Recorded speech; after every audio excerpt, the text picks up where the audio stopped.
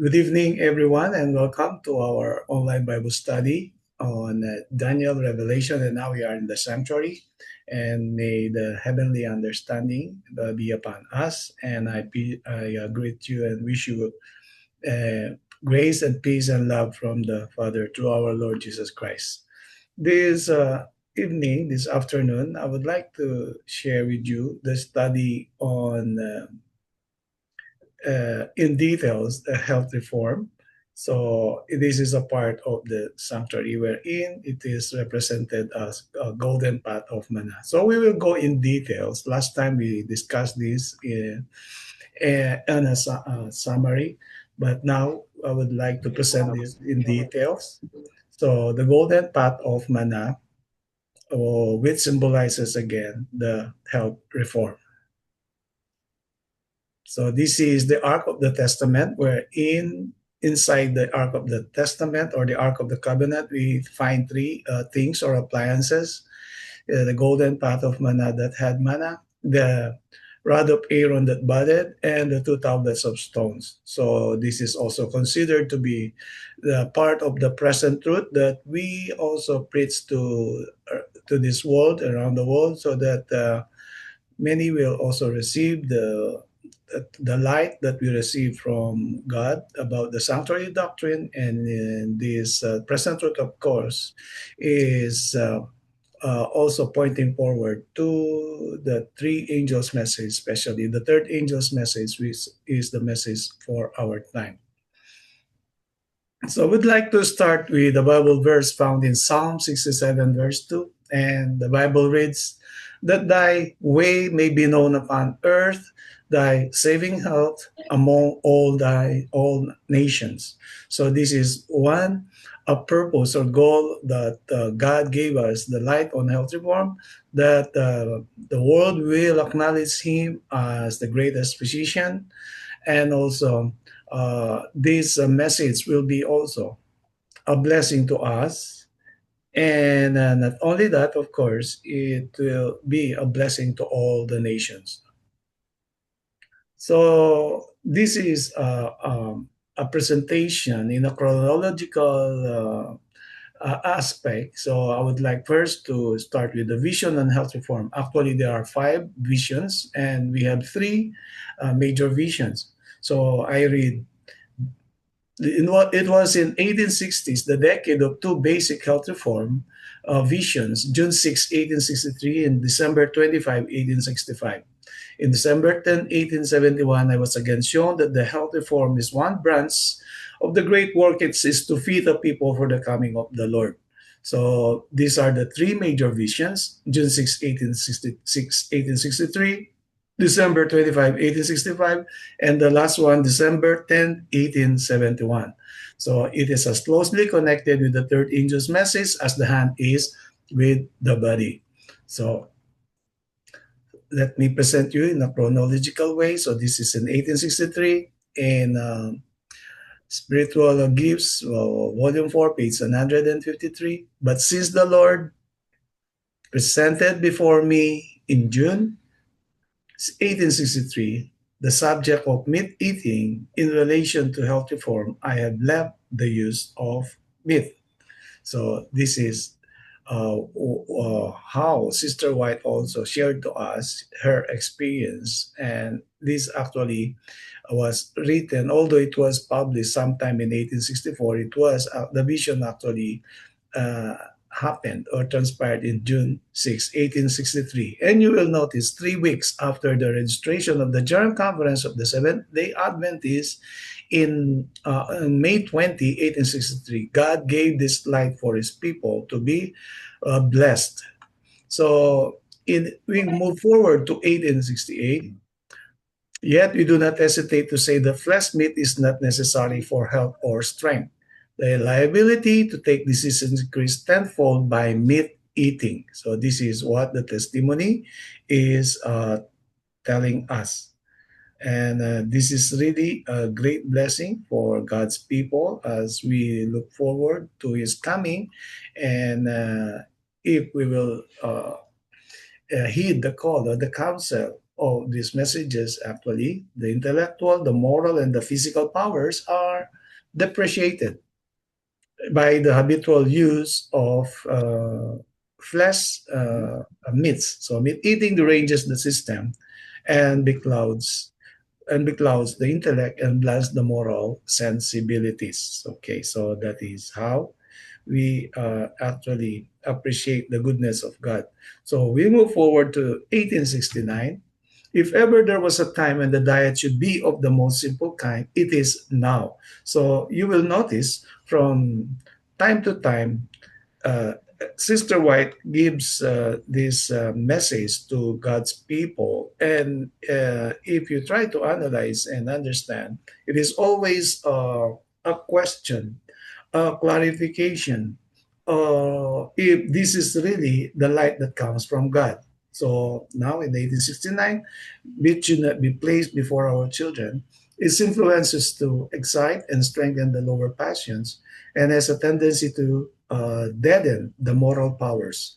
So the food mentioned, grains and fruits prepared free from grease and as natural a condition as possible, should be the food for the tables of all who claim to be preparing for translation to heaven. And we are actually praying for that we will be translated in the near future and meet Jesus Christ in the clouds of heaven. So this counsel, this instruction is really very essential, important for our salvation. So included in that year also, we may read in volume 2, page 64, tea is a poisonous to the system, referring to black tea, of course. We have herbal teas, which are medicinal. So this is black tea. Christians should let it alone, and the influence of coffee is in the degree the same as tea, but the effect upon the system is still worse. So if there is caffeine in the coffee, of course there is theophylline in tea, which are both stimulants that may also give a harmful effect on our brain, in which this organ is where we communicate with our God. So its influence is exciting, and just in the degree that it elevates above par, it will exhaust and bring prostration below par. Tea and coffee drinkers carry the marks upon their faces, and the skin becomes sallow and assumes a lifeless appearance, and the glow of health is not seen upon the countenance. So this is the bad side effects of coffee and black tea, especially to the system. So we move forward to 1870. Those who digress, the occasionally to gratify the taste in eating of fattened turkey or other flesh meats, pervert their appetites and are not the ones to judge of the benefits of the system of health reform. They are controlled by taste and not by principle. So we remember in the United States, of course, part of celebrating Thanksgiving is they cook or bake, prepare turkey to celebrate this event or holiday. So we move forward to 1872. We bear positive testimony against tobacco, spirituous liquors, snuff, tea, coffee, flesh meats, butter, spices, rich cakes, mince pies, a large amount of salt, and all exciting substances used as articles of food. So, if you remember the three major visions that was mentioned at the beginning of this presentation, we have 1863, 1865, and now, and the last one is 1871. In 1872, the message somehow is getting stricter as in this testimony to us in detail how it will also give harm, and it is mentioned as really a danger for those who will consume these products. So we move to 1875. The tables of many professed Christian women are daily set with a variety of dishes which irritate the stomach and produce a feverish condition of the system. Flesh meats constitute the principal article of food upon the tables of some families until their blood is filled with cancerous and scrofulous humors. So their bodies are composed of what they eat. So there's a saying, we are what we eat.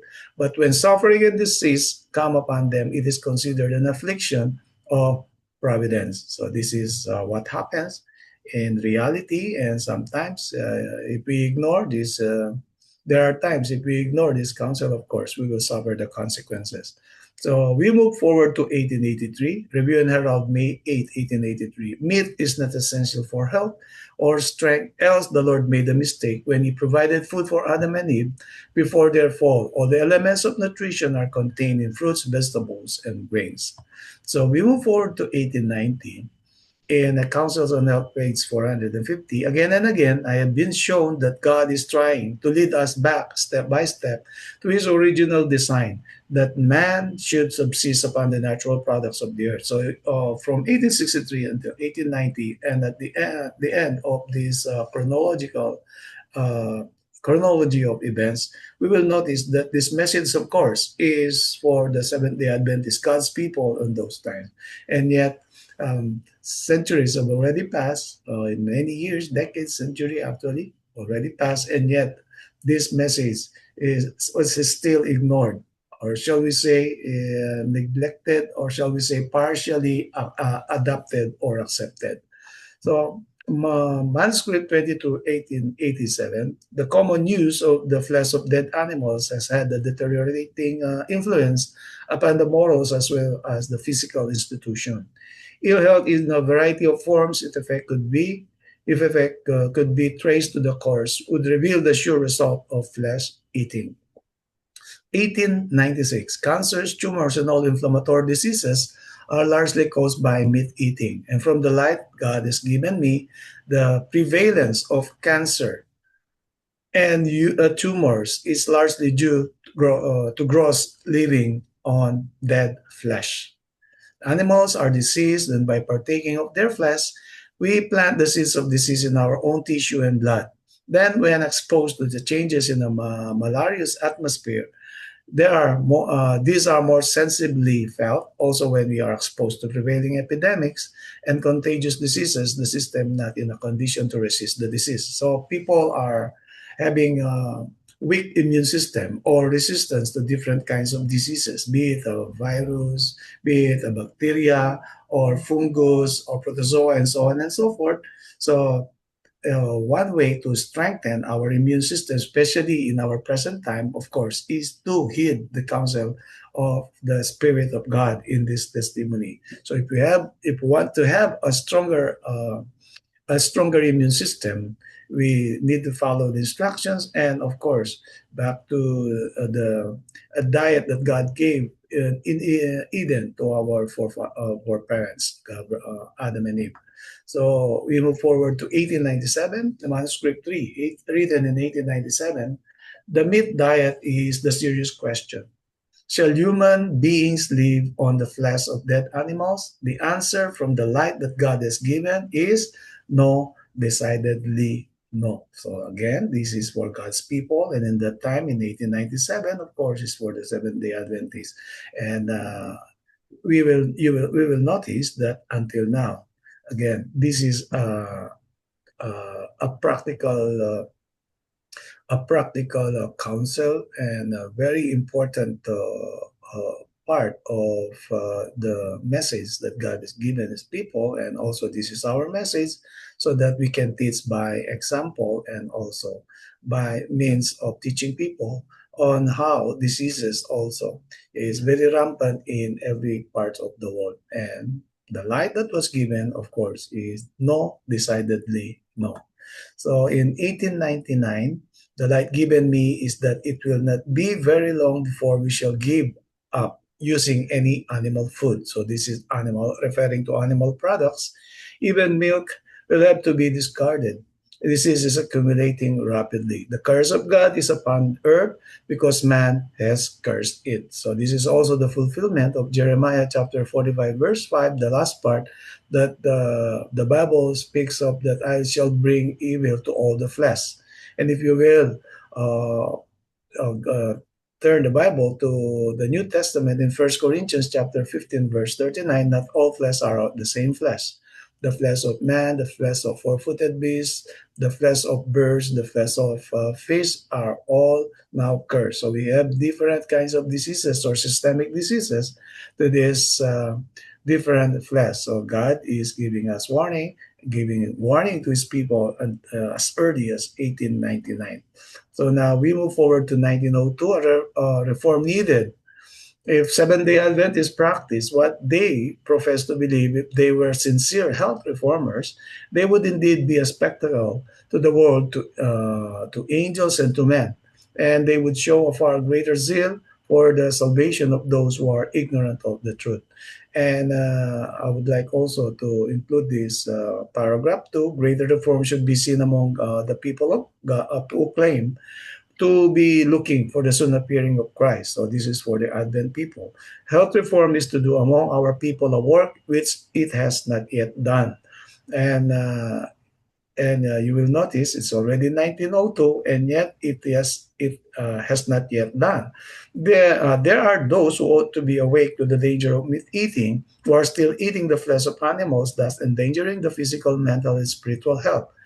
And I underlined many who are now half converted on the question of meat eating will go from God's people to walk no more with them. So this is one of the three main reasons why God's people or profess God's people in those times, if they are half converted, will go out from God's church. So we remain faithful to the message of health reform that was given many times. So those who will go out from the church of God are actually have converted on meat eating. So that should be very clear for us. That is why we remain in the um, in the church of God, the true church of God, even if the name it was carried out by those who are half converted on meat eating.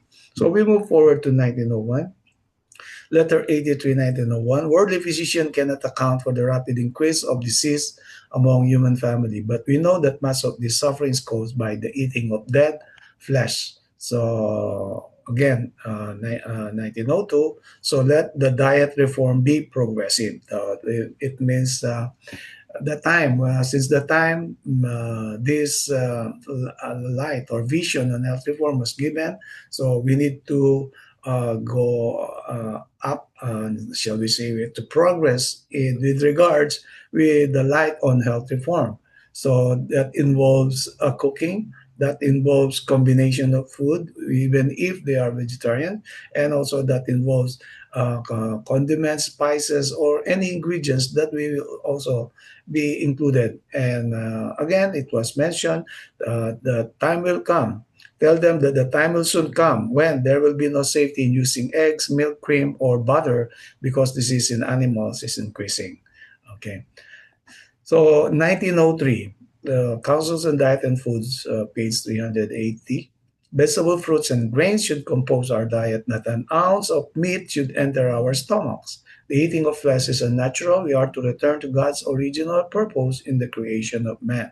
So many times this was mentioned, and you will notice that this answer or light or the testimonies written in different years is always answering a question on vegetarianism or health reform, to be specific. So then we will now move with this subtitle of fish. So Ministry on Health, page 314. In many places, fish become so contaminated by the filth on which they feed as to be a cause of disease. This is especially the case where the fish come in contact with the sewage of large cities. The fish that are fed on the contents of the drains may pass into distant waters and may be caught where the water is pure and fresh. And thus, when used as food, they bring disease and death on those who do not suspect the danger. So this is the light regarding fish eating.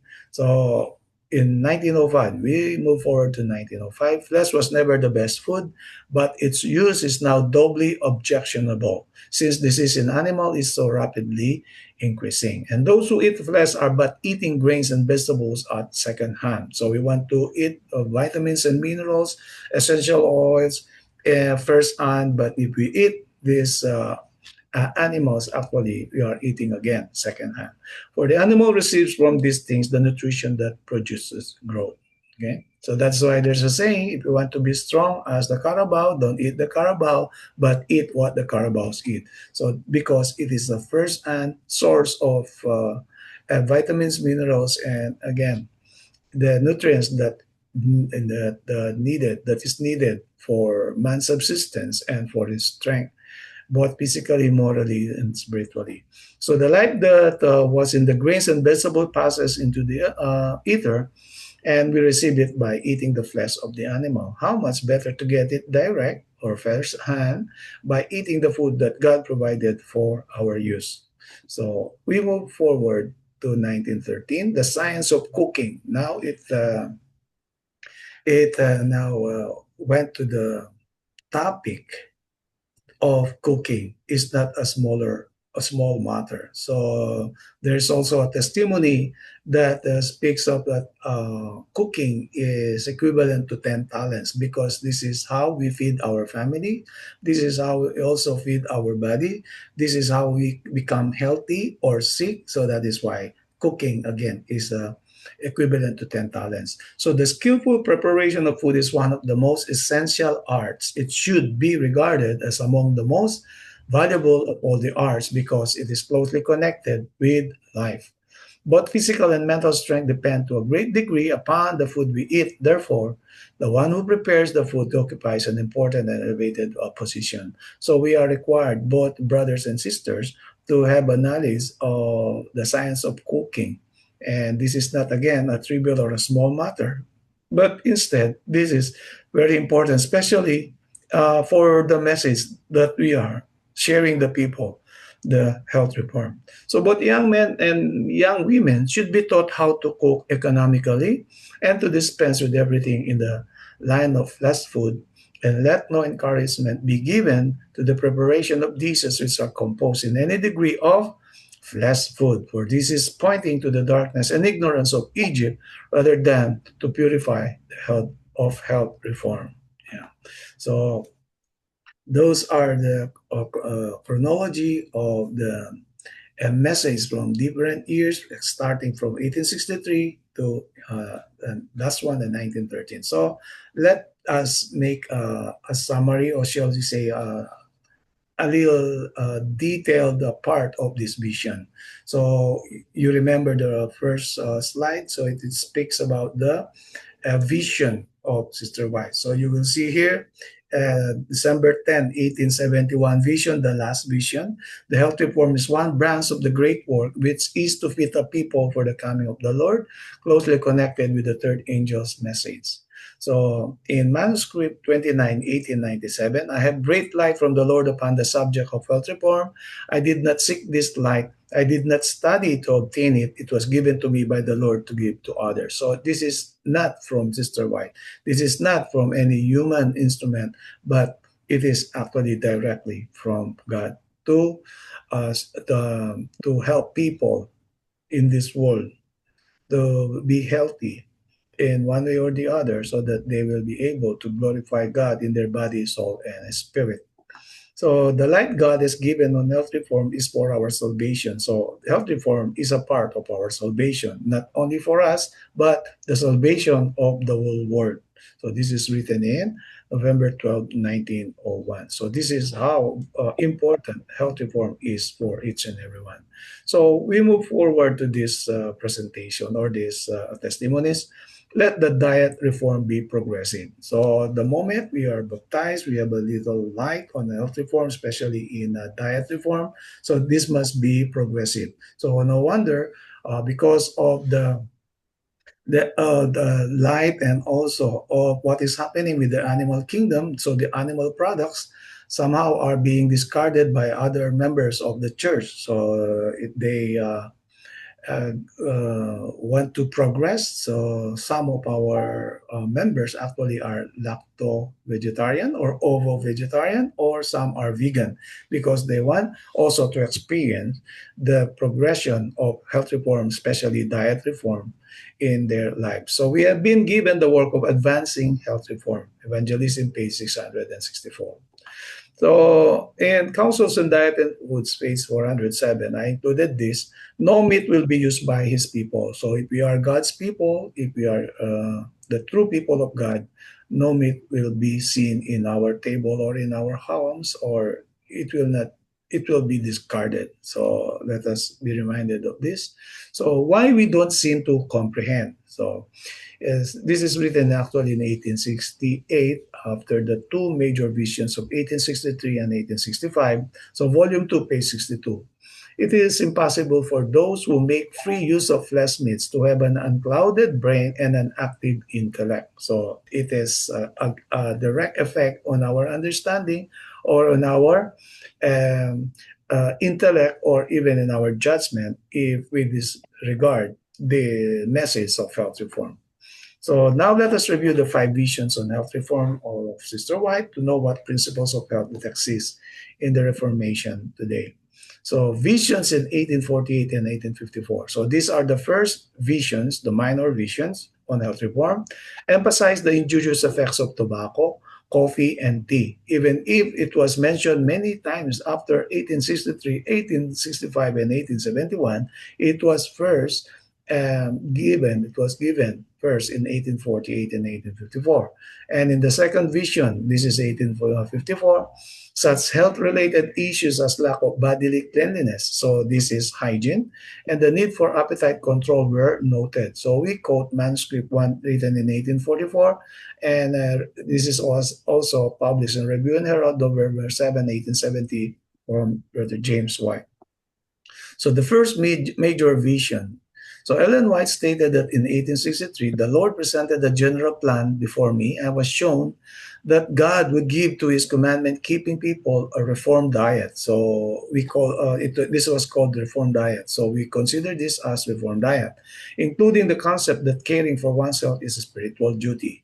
So temperance, swine's flesh, not to be eaten under any circumstance, hygiene, eating between meals, benefits of water, and poisonous drugs used as medicine, curative power of nature, willpower in relation to health, outdoor exercises, importance to the health of the body and mind, and dangers of overworking, routine daily rest, death of many due to flesh food consumption, and all God's promises are given on condition of obedience. So we may consider spiritual gifts of volume 4A and written in 1864 from pages 120 to 151. So, for every promise that God gives his people from the time of Adam and Eve, there is always a corresponding requirement, which is, of course, obedience by means of love or willingness. So, if we will learn from the stories of our foreparents and also the succeeding generations until our present time, so this will indeed be a blessing to each and everyone. So we move forward to the second vision, major vision. Yeah. So the second major vision. Yeah. So the second major vision, let me see. Yeah. In the Rochester Vision on Health, December 25, 1865, it was given on Christmas Day of the World because this is the time when people eat a lot of food, regardless of their ingredients. Then this is the time for party for the family and for the relatives, for the reunions, and so on and so forth. So no wonder it was given on December 25. So we will see how it was given. And Sister White wrote that God requires all to place themselves in the best possible condition of bodily health to attain a healthy religious experience, and that the Lord will not do for them that which He requires them to do for themselves. And the church members had been negligent in acting upon the light which God has given in regard to the health reform, that such work had scarcely begun. So few understand how much their habits of diet have to do with their health, their characters, their usefulness in this world, and their eternal destiny. So this is not, of course, for the Seventh-day Adventists, but it is actually referring to God's last remnant church in this world. So it is referring to us all. So God's people are not prepared for the loud cry of the third angel. They have a work to do for themselves, which they should not leave for God to do for them. So to develop their own health institution, and that this institution would be the means of introducing our faith in new places and raising the standard of truth where it would have been impossible to gain access had not prejudice been first removed. So health reform is actually the opening wedge in which we can share the message afterwards. If the people will accept the message of health reform, it will soften their hearts. So this is one way we fight, or we discard also the prejudice of the people within our race. So, and the great object of this institution, referring to sanitariums, of course, is not only health but perfection and the spirit of holiness, which cannot be attained with diseased bodies and minds. So, we may read this in Volume 1, which were written in 1855 to 1868. Of course, in our present time, we need to also be reminded that our health institutions must be governed, or must be uh, under the administration of professionals, okay, healthcare professionals. We have doctors in the church, we have also nurses in the church, we have medical technologies, we have a lot. So it must be a part of those sanitariums or health institutions, that they will be led, or they will be supervised by professionals. So this is a very important part of our message, because somehow this is also neglected in one way or the other. So let us be guided accordingly.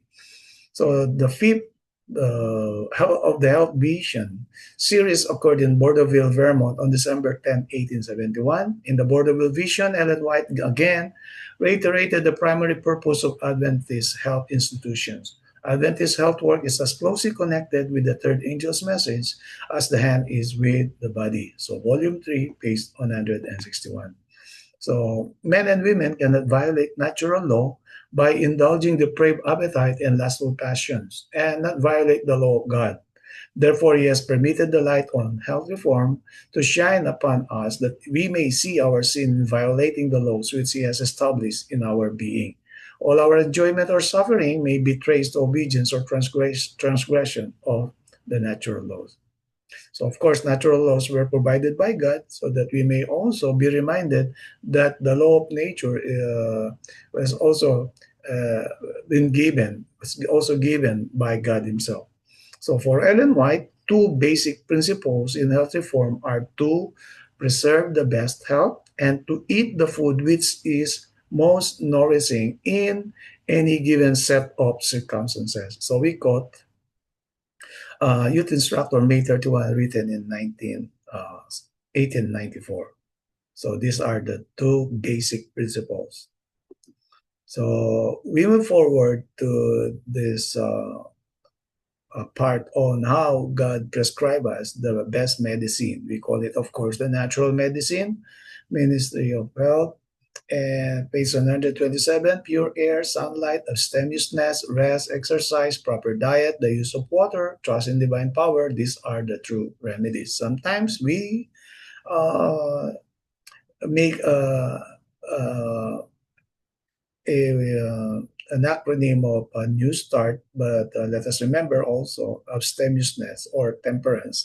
Abstemiousness is abstaining from what is harmful, and of course, temperance is telling us that there will be a moderation. There should be a moderation of what is helpful. So these are resolutions of the church, resolutions on medicines and treatments as early as 1956. In May 31, 1956, should we reject all medicines? For this issue, I refer to the Ministry of Healing, page 126. A warning was given against fanaticism. So, Ministry of Healing, page 126, somehow is telling us to summarize it in a few sentences. So, it tells us that some medicine, or shall I say synthetic medicine, will help us alleviate some sickness or diseases in one way or the other. But after recovering, we need to go back to the food that God has provided, and also in a clear way that we need also to apply the natural medicine or treatment that were mentioned a while ago. So 1956 Resolution 28 also this is about treatments. So we reject allopathy and are in favor of natural methods of healing. But again, it should be balanced, especially in emergency cases. We need also to consider and reconsider what is written in the Bible and the testimonies because we want to alleviate pain or sufferings of the people within our, especially in our family.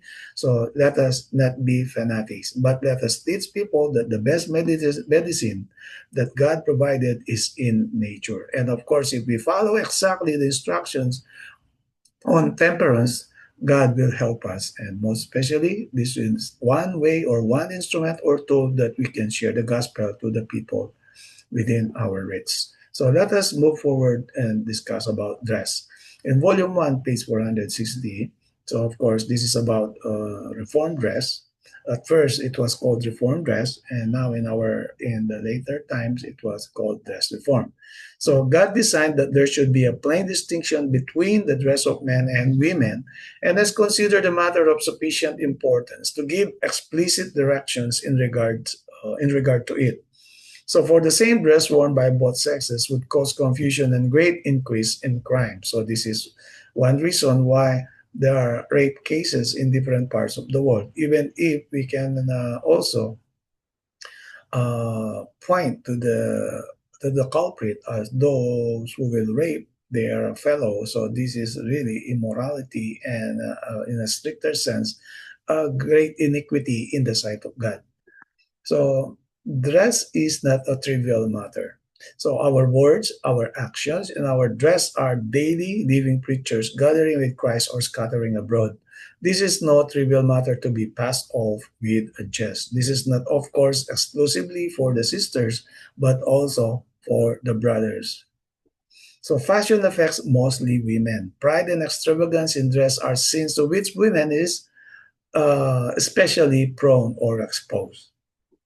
So fashion affects the wearer and the beholder. So it is a two-way curse. Showy, extravagant dress too often encourages lust in the heart of the wearer and awakens base passions in the heart of the beholder. God sees that the ruin of character is frequently preceded by the indulgence of pride and vanity in dress. We quote Volume 4, page 645. So seven sins of worldly fashion. So first, it promotes pride.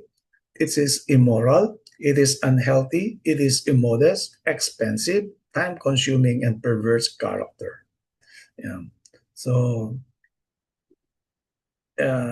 this is Deuteronomy chapter 22, verse 5. So this is the biblical basis of the garments that must be used by both genders. So the woman shall not wear that which pertaineth unto a man, neither shall a man put on a woman's garment, for all that do so are abomination unto the Lord thy God. Of course, we need to consider also the culture, especially if you're going to the Pacific.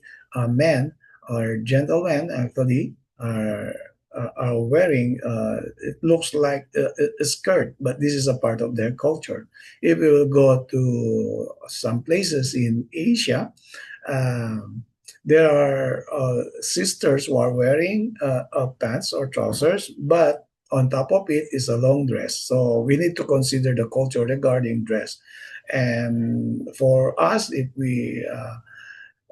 our culture, of course, consider what we see that is it is already exposed, or we have the understanding and we have the knowledge of health reform or dress reform, so we need to uh, be guided accordingly. So, Volume 1, page 457, there is an increasing tendency to have women in their dress and appearance as near like the other sex as possible, and to fashion their dress very much like that of men, but God pronounces it abomination. So, this is in the time of Amelia Bloomer. So, there is what we call the Bloomer dress. So, this is because of fashion. So, then this is what the Spirit of God is telling us. So let us be exact. So that the dress, especially of the women, and let us make it clear the distinction between genders or sexes. So, volume 6, page 96, it was the creator who established the difference between man and women, and it entails also the way of dressing and outward appearance. So, the dress of Christ's followers should be symbolic. So, we are actually representing Jesus Christ on how we dress. That is why we have the light on dress reform, especially for the workers. Yeah? Not only for the sisters, especially for the workers, the brothers who are Bible workers, ordained elders, ordained ministers. We need to represent Jesus Christ, especially if we will be speaking at the pulpit. So, in all things, we are to be representatives of Him.